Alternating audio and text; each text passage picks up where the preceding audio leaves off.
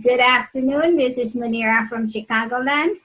I am here with Lonnetta Albright. She is a mentor, coach, and a personal friend of mine. And I do these segments because I find that people don't value themselves enough. And I am promoting them, exposing them, and then promoting them to find their voice in this sphere of friends that I have. There are people out there who are doing valuable things every day and not taking credit for it. Well, I'm out there to find those people. And today I'm here with Lonnetta. Lonnetta, thank you so much for being with us today. Hi, Munira. Thanks for inviting me. Well, yeah, I know you're very pretty busy all the time, so it's very hard to find you. So I do these because I want to instill value, and I know that you do a lot of valuable things. So I'm going to start with my first question is, what is it that you do? And tell me about yourself. Okay. How much time do we have? We have a lot of time. As much time as you want. I guess the first thing I want to say, Munira, when people ask me to tell them about myself, I try to really tell you about myself, not so much what I do, but who I am. Yes. And at the top of the list is grateful. So gratitude is one of my foundations. It's something that anchors me, and I'm grateful to you for doing this, taking the time to expose us and to promote us. As you know, one of my missions, one of my goals is to promote other people, particularly the next generation, so I promote them and their businesses and any efforts that they're engaged in. And adding value to other people is interesting because it always comes back. It comes back to you. So putting others first. That doesn't mean that I don't need to develop me first so that I can develop them, but putting others first is who I am. If you ask me what I do, my intention is to have a positive impact on other people, on other lives, in my own community, in across communities, in the world, so I think I can have an impact on what happens in the world. So,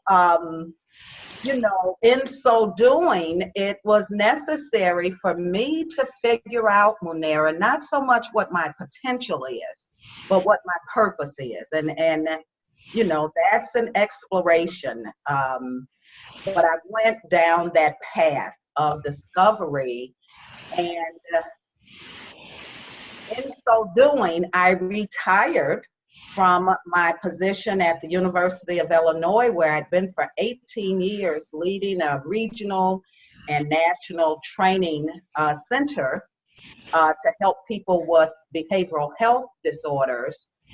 And I decided that my next chapter, so I took an early retirement, and that my next chapter would be about significance. My first chapter was about success. As our mentor, John Maxwell, teaches us, success is about me, my ambition, my career, how far I can go. And significance is about others. So that took me, on a different path, up a different hill.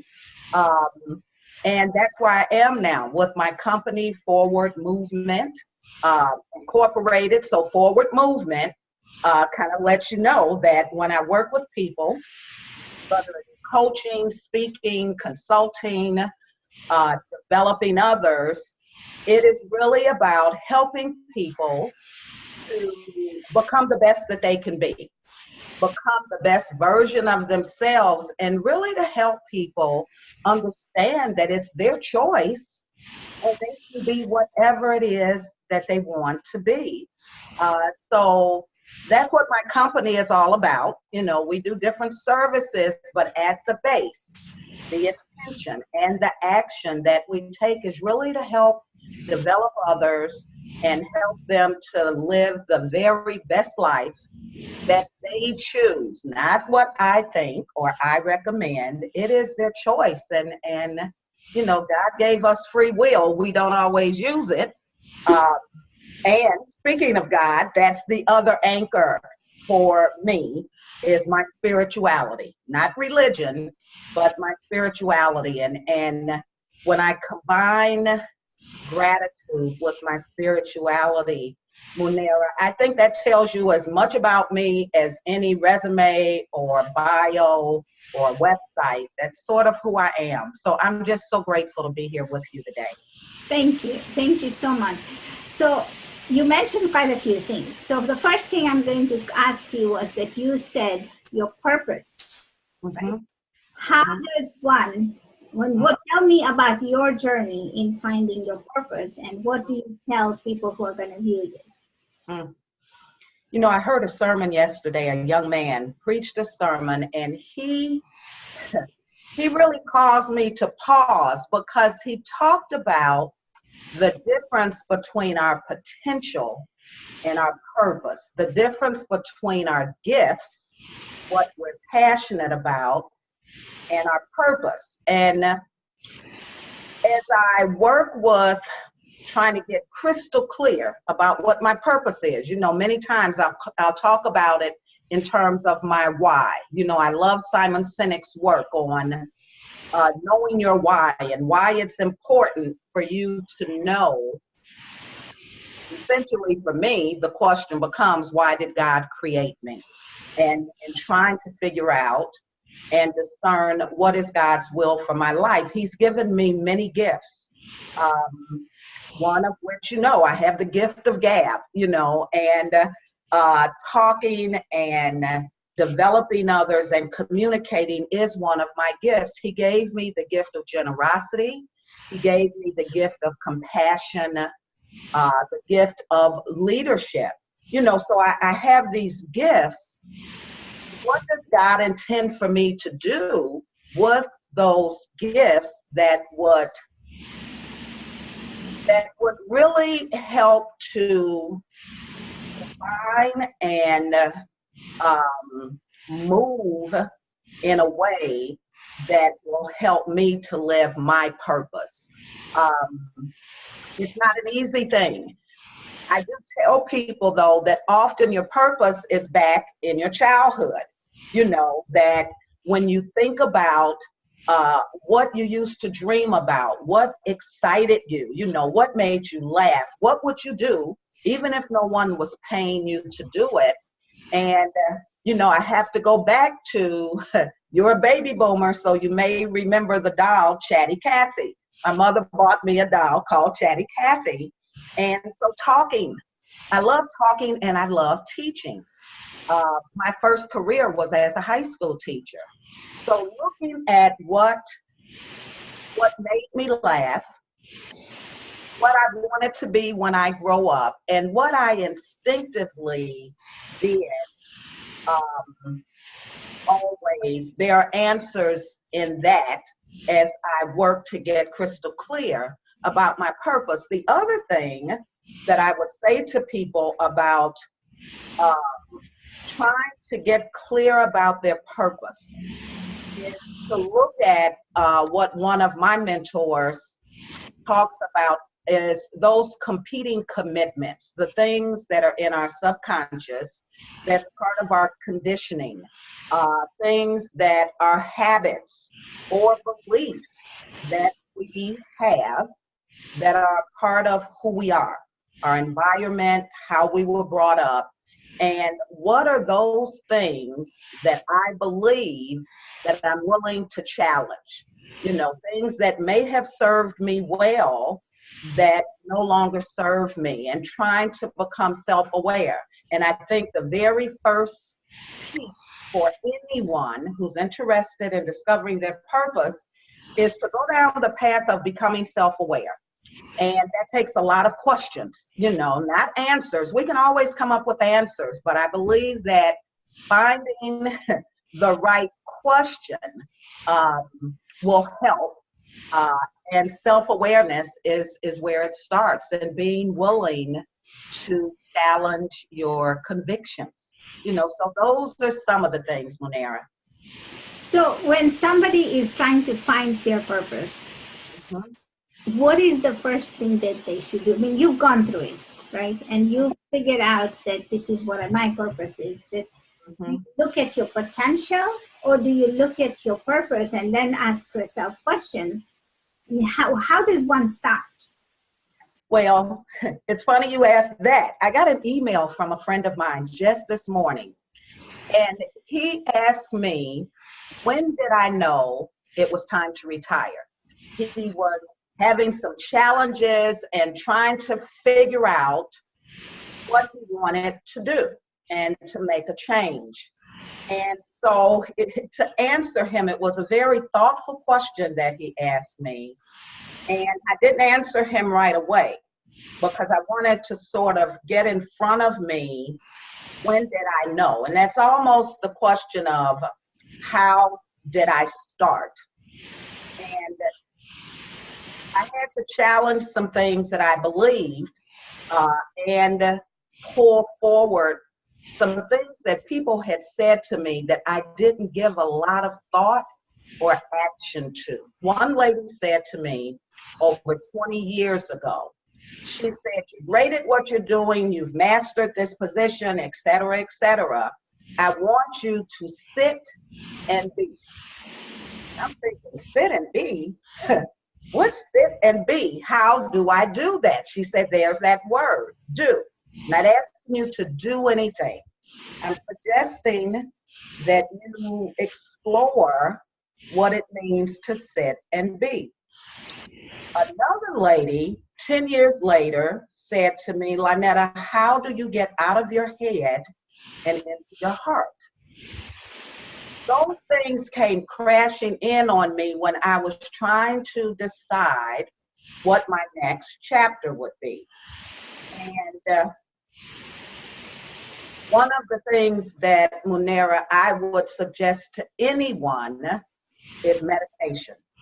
And I really had to challenge a belief that I had about meditation. I thought meditation, without any facts or any information, I just assumed and made it up in my mind that meditation was too hokey. That I'm going to sit around and, just repeat mantras, and that was all it was. Be in a yoga pose. Absolutely. And I decided to try it out. This is that challenging convictions and things that you think that no longer serve you. Oprah Winfrey and Deepak Chopra, both who I completely admire and respect, started this 21-day challenge, meditation challenge. They started this about 4 years ago. So I thought I'd try it out. And I did the first time. I didn't keep up. I'd kind of go in and out, but there was something about it that was really speaking to my heart. And so when they did it again, I did it again. And now every time they do it, I look for that opportunity to work with Deepak. And I even purchased a couple of the meditation programs so that I could have it permanently. Meditation, for me, is one of the first steps when because what you're trying to do when you're looking for your purpose, I don't think we look at our potential. I think when it's almost like this one guy says, when you know your why, the what and the how, and that's your potential, your gifts, the what and the how get clearer. Because if you know your purpose, Munira, you won't give up, because anything that we try, there's always failure. There's always disappointments. Even if I have great potential in being a speaker, there have been times when I've flopped. Some of my early speaking engagements, I flopped, but I didn't give up. I didn't let that discourage me and say, okay, I'm no good at that, because my purpose was becoming more and more clear. And I think my purpose is in giving voice, oftentimes to people who are looking for their voice. So very first step for me, and everybody is different. So I say to people in this sit and be is to get still, to get quiet, and ask yourself a couple of questions. Why do you think God created you? Is one question. Another question, and Maxwell talks about this in one of his books, Intentional Living. What is it that makes you laugh? What is it that makes you cry? How do you find out what is in your heart? For me, meditation does that. For me, yoga does that. And the other thing I would say, because meditation and yoga, Munira, moved me out of my comfort zone. These were slower things. I was always going fast. So stepping out of our comfort zone, being open to whatever, and is where I start. So, that's what I would say to people is get quiet. Ask yourself, why do you think you were created? Why do you think you're here? And are you here for yourself, or are you here for other people? Is there something bigger than us, something bigger than me? Am I here to have this discussion with Munira? Or I could go and get on my computer and type up something and do something for Lonnetta, but that's not why I'm here. But it is a journey, and it is ongoing. I'm not completely there. It's ongoing, and I like that fact. I can mess up. I can go down this path, and it's not the right path, and I can come back. I can go this way. The fact that it's ongoing is the other thing that thrills me. I don't have to have all the answers. I used to think I had to have all the answers. So I hope that answers that question. Something I did. When I lived in Bakersfield, I was asked to go. I was supposed to deliver something for work. And I went to this one town. It's the old part of town, and very old houses. And in wherever there's a Chester Avenue, there's always one-way streets. Yes. And so I drove on the one-way street, but I was going the wrong way. And I didn't know. This was I was very, very new in America, but then I was working in Walgreens, and they told me to make a delivery. I was doing my internship. And I had just started driving, and so there was a guy on the porch, and everybody waved at me, and I was like, I don't know why they're waving at me. And then the guy was like, you're going the wrong way. And I stopped, in the middle of the street. And then and he got up and he goes, you're new to this neighborhood, aren't you? And I said, yes. And he goes, okay, just pull into my driveway and make a turn and just go a long way, but make sure that this is a one-way street. Yeah. But then when I was driving off, and he goes, this is a one-way street, life isn't.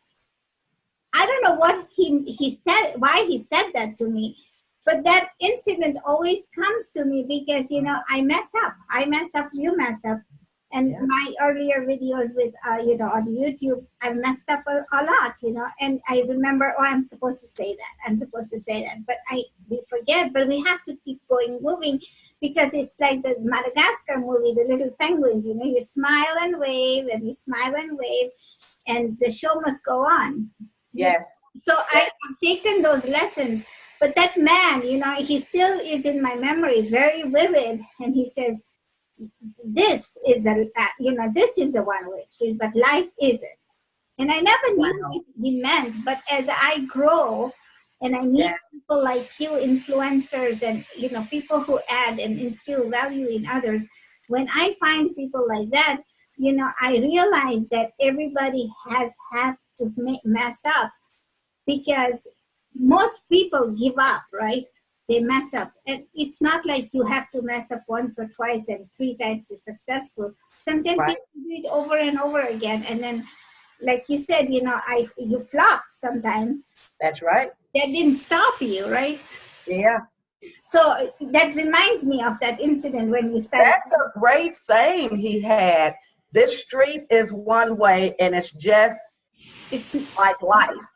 It's not one way. There are many ways.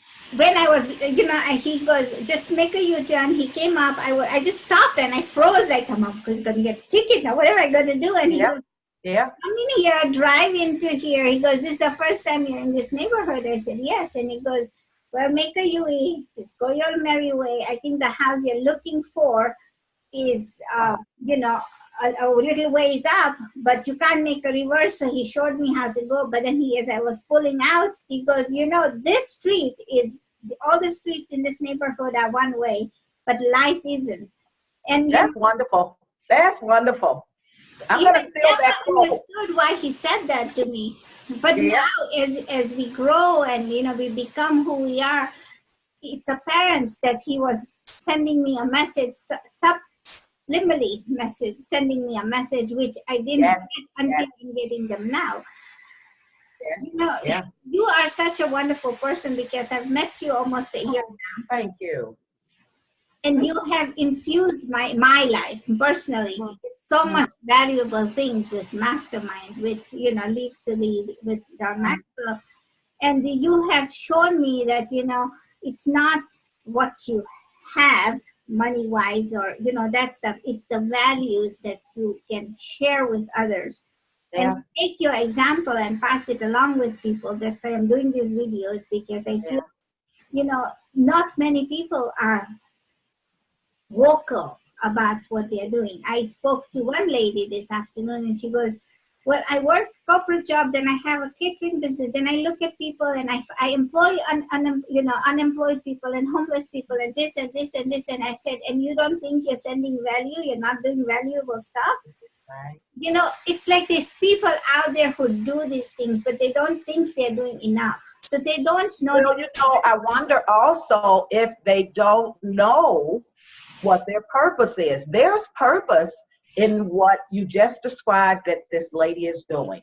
All these people she's helping and hiring and developing. If she could articulate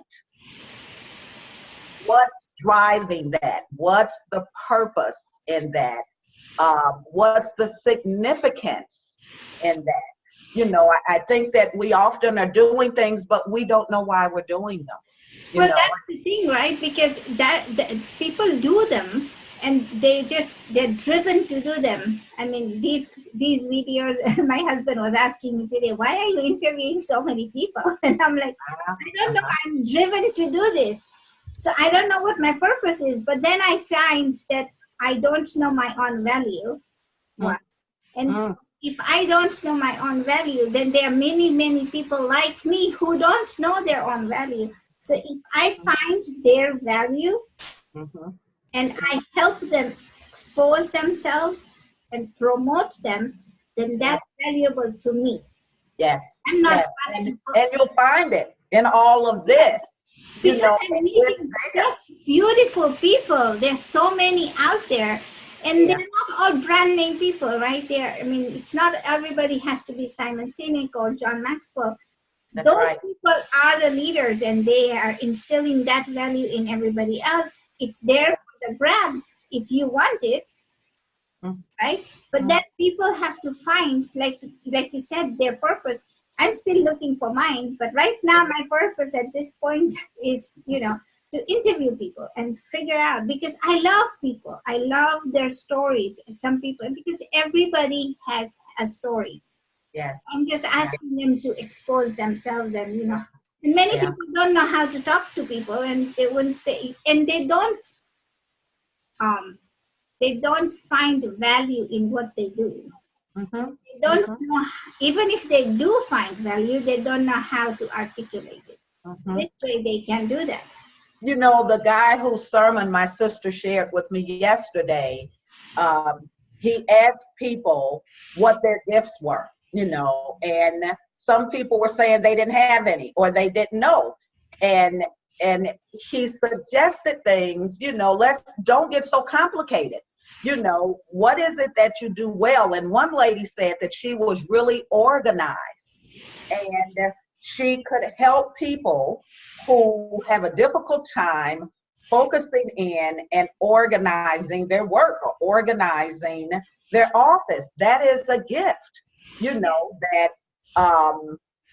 that she has. And when he said it, the light bulb went off. And it went off for many people who were looking for some lofty gift and they couldn't see their own gifts. And you said many things, Munira, that even made me think again about going into our subconscious, our unconsciousness, and looking at the things we used to believe and the habits that we had and the fears, because fear is what keeps us, I believe, from doing any number of things. Fear of failure, because we were socialized that failure is not an option. You should not fail. When the fact of the matter is, what changed for me is when I began to understand that failure is the price I pay. Failure is the price we pay for success. If we don't fail, we can't improve. How do you improve something until you've tried it out and it didn't work? So, this whole piece around failure, I had to really look and shift my thinking around failure. The other thing that used to hold me back was the fact that you have me on camera, a video. I used to hate taking pictures. Back in the day, we had Polaroid cameras.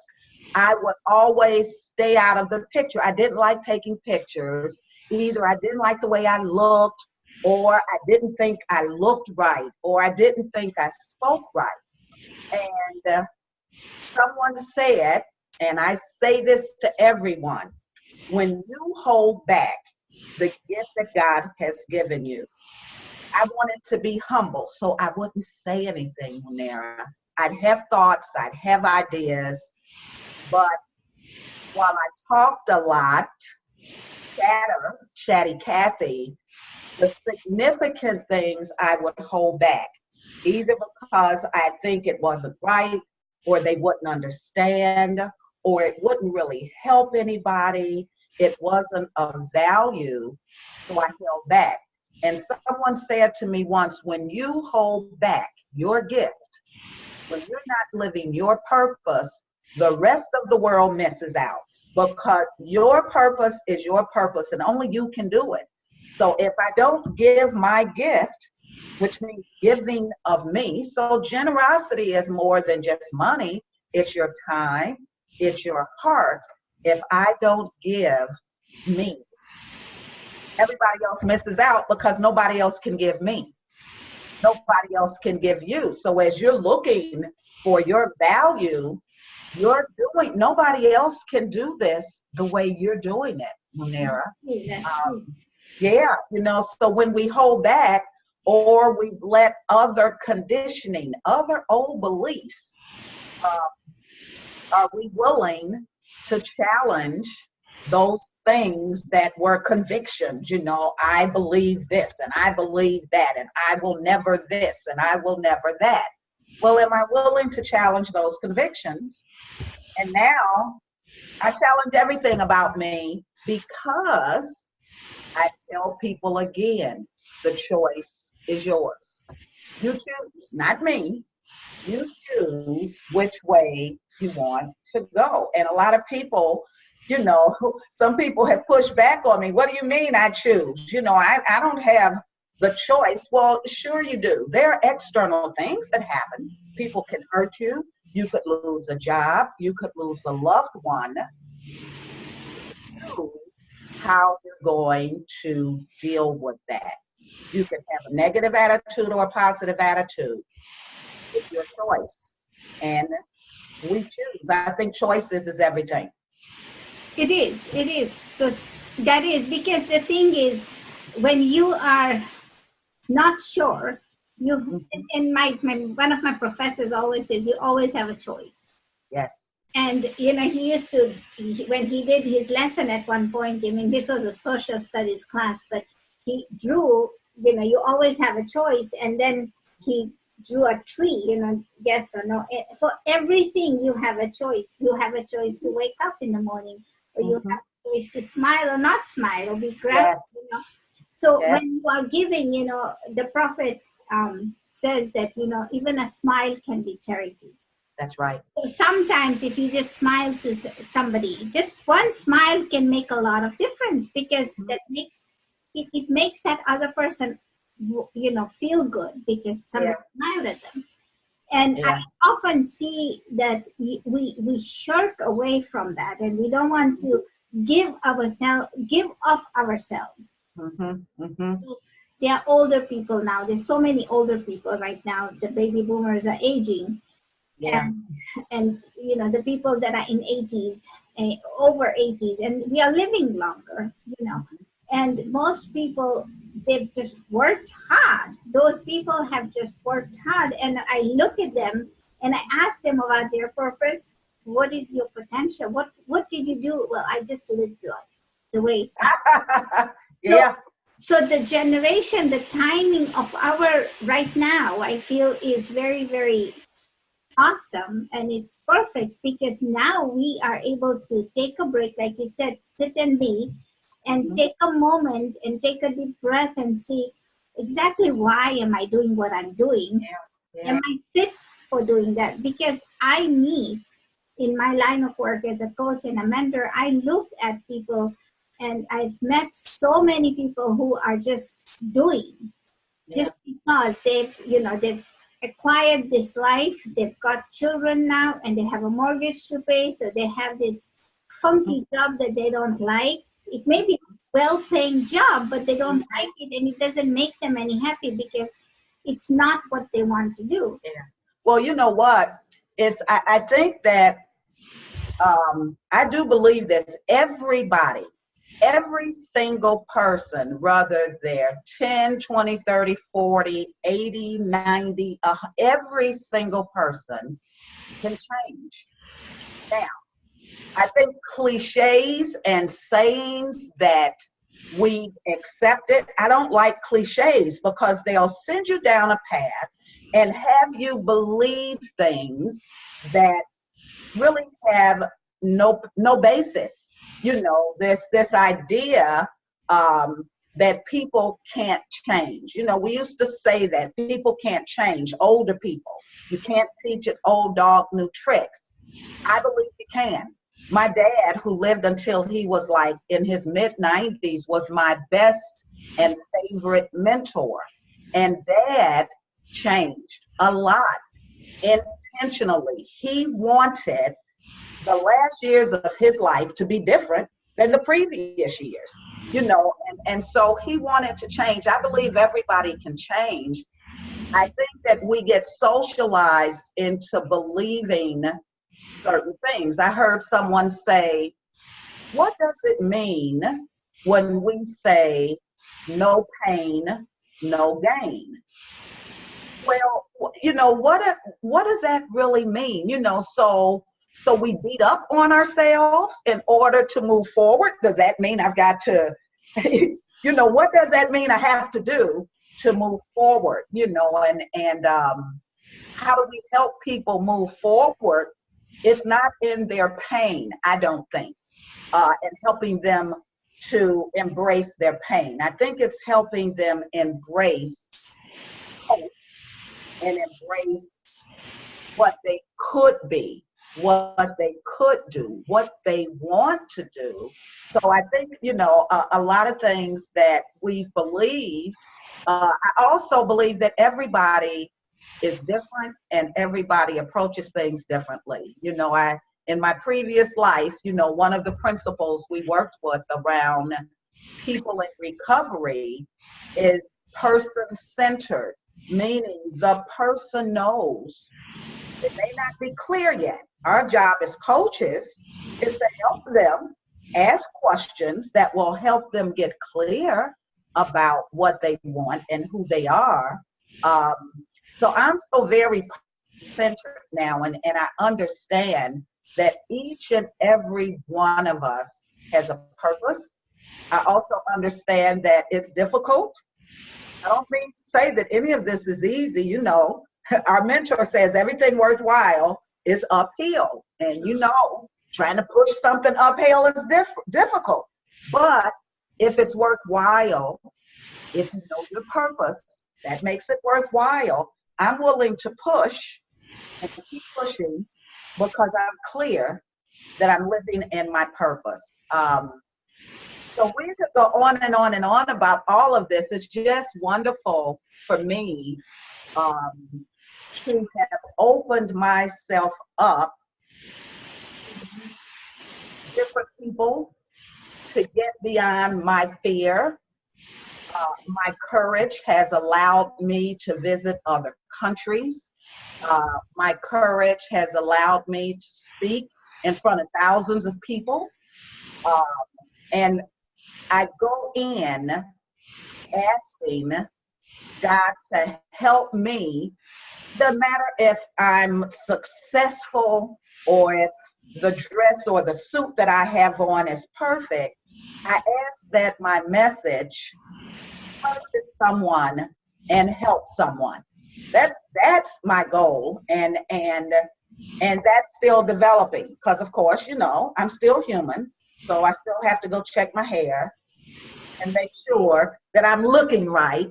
And then there are the times when I move me out of the way, Munira, and I embrace that it's not about me. It's when I'm at my best, is when I move me completely out of the way.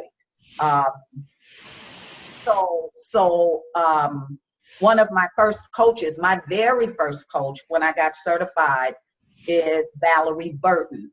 And I recommend that people check her out on the website. She's an author, she's a coach, she's a trainer. One of the things that Valerie said, back to your point about smiling, in one of her books, I think it's Happiness Trigger, she talked about the research that's been done on when you smile. And she said, try smiling. And when you're smiling, you will not be able to think of negative things. Just smile and just try it out. And it was one of the exercises. So when I'm smiling, negative stuff doesn't come in. So when you talk about smiling at people, I see them differently. I don't see the messiness because, you know, we're all messy.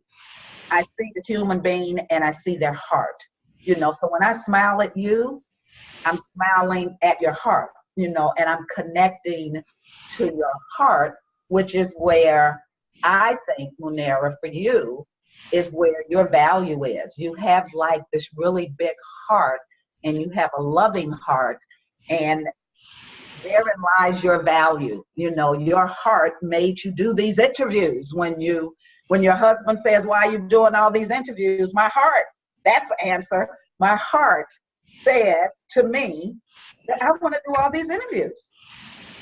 Yeah, it's so much fun. And when you smile, you know, you are using less of your facial muscle compared to when you're frowning or not smiling. That's right. That's right.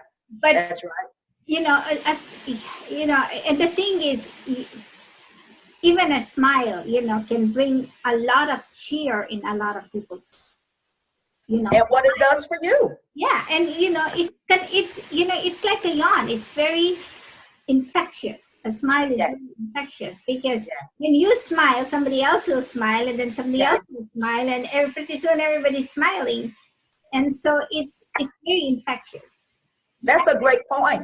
Our emotions, our facial expressions. It's sort of like, you know, we used to say, you know, a bunch of us would be together and it was late, or people would say, stop yawning. When you yawn, you make me yawn. That's true. So when you smile, you make other people smile. We have to really think about these things and the impact that we have on other people by doing something, like you say, as simple as smiling. And it gives to both of us. it gives to both of It us. does. It warms your heart, and but that's just another topic. Yes, We'll have yes, a discussion. So, yeah. what is it? You are working with you're a coach. You are doing all this. You are finding your purpose. Have you found your purpose? Have you? What's next? Or what are you doing now? What are you working on now? Well, a couple of things. I brought out a couple of things, although I wanted always to be an author. I've got 3 books now, and Congratulations! working. Yes, 3 of them. I did 2 of them, actually 3 of them, with a women's collective. So I have a chapter.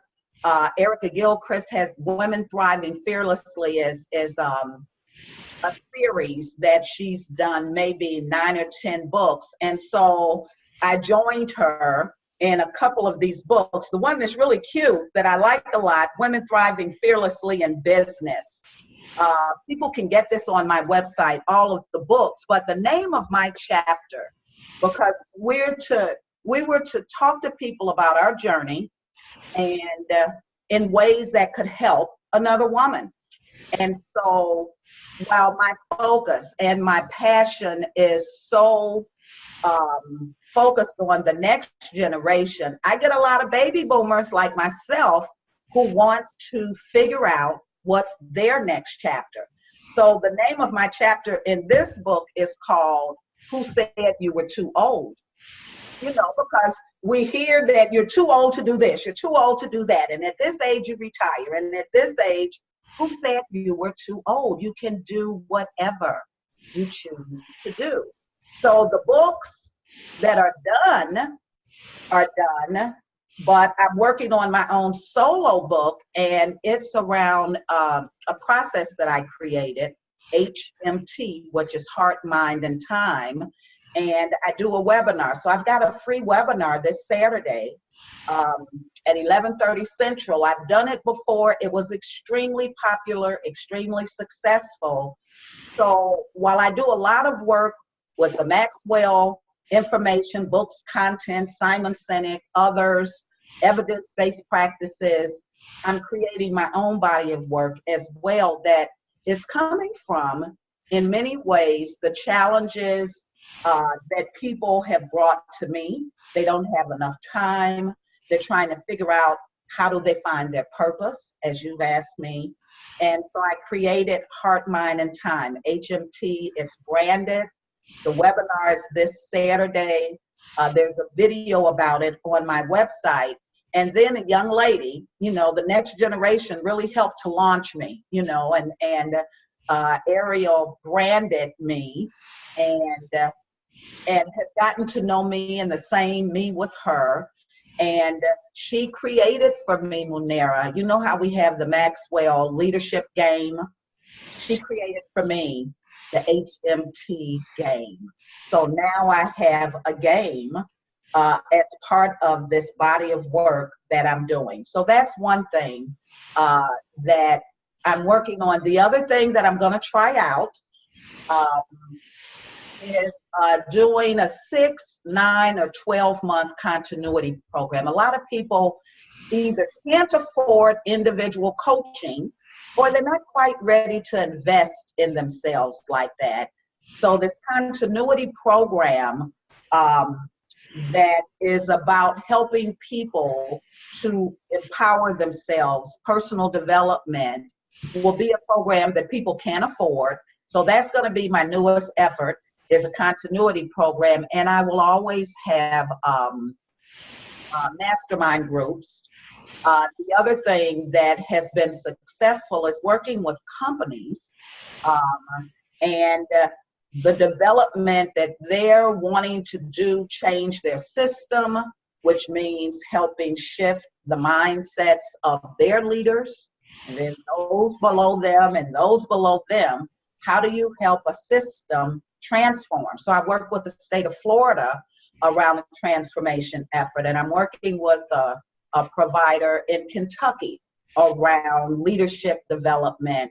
And so I'm going to reach out more to companies with the continuity program. My plan I can get this going, is to offer to companies that for a certain amount of money, they can put all of their staff into the program. I don't care if you have 3 staff or 100 staff. For a set amount of money, all of your staff can go through this program.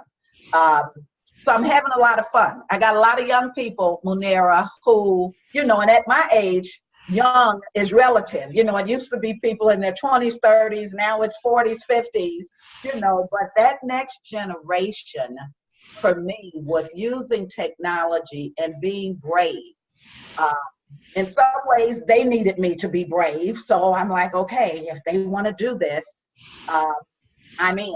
And I get so much from them. And so it's really a bi-directional relationship. And then the last thing that I'll say is I'm starting, with the help and the leadership of my nephew, a millennial division in my company. So we're going to create a millennial division. He's got all these ideas. He's got his own business, but he wants to do this as well.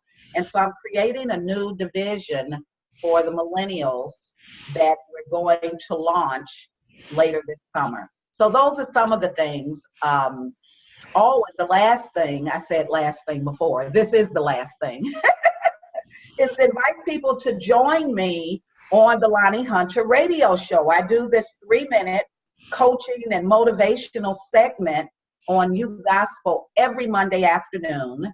And we talked last week, I talked about, much like your guy who said life's not one way.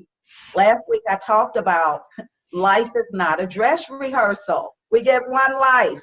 We get one chance at life. And what are we going to do with it? So those are some of the things I'm working on.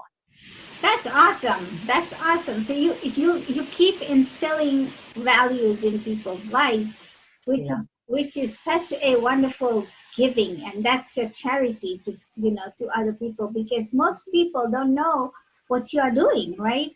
Yeah. And a web page that we have doesn't say much. So like my little person here, I used to be in a rut where people always used to tell me, you need to think outside the box. Yeah. One day I had this epiphany where I said, you could be thinking all your life, but let me help those people who are thinking about it to get out of it. Because I believe that, life is compartmentalized. We do that on ourselves, but we have to outgrow, like shoes. We have to outgrow our shoes and then keep growing into another pair or another box. That's right. You have to keep climbing, because that's the way to go to the top. The thing that you've inspired me, and I've been told this before, is our websites don't say it the way we want them to. We need to put more videos on our website. Yes. So now that I'm sitting here talking to you, I'm thinking, because, I've got a couple of videos there. Usually I'm videotaping someone else. When you come to my website, and I'm going to talk to Ariel about this, I need to be personally welcoming you to my website. I need to tell you what Forward Movement about. Munira can tell us what's Kismet all about. What's that box, So you're onto something with these videos, because we can tell our story far better than any image that we put up. Now, we have to remember, people don't want long videos. The young people have Snapchat. I'm not going to Snapchat. However, I do understand and agree that whatever it is we want to communicate, we first need to be crystal clear so that it doesn't sound complicated and that we can tell it quickly. Longer than an elevator speech, but quickly, so that people really get it. What is it that I do, that I have to offer? How do I tell that in a video? So now you've got me thinking, I need to get a video on my homepage. I'm glad I could add that value to your life. Well, you just did. You did, as I'm sitting here with you. Well, thank you so much for sharing your thoughts and your life story and your successes. with us, I am going to call it a good afternoon. And for those people who are going to watch this, they can watch this on YouTube. And remember, we are coaches that can help you get out of your rut, and you can call on us at any time you want, and we'll have our information below. Thank you. Great. Munira, thank you so much. Bye. And have a wonderful rest of the day. Thank you. You too.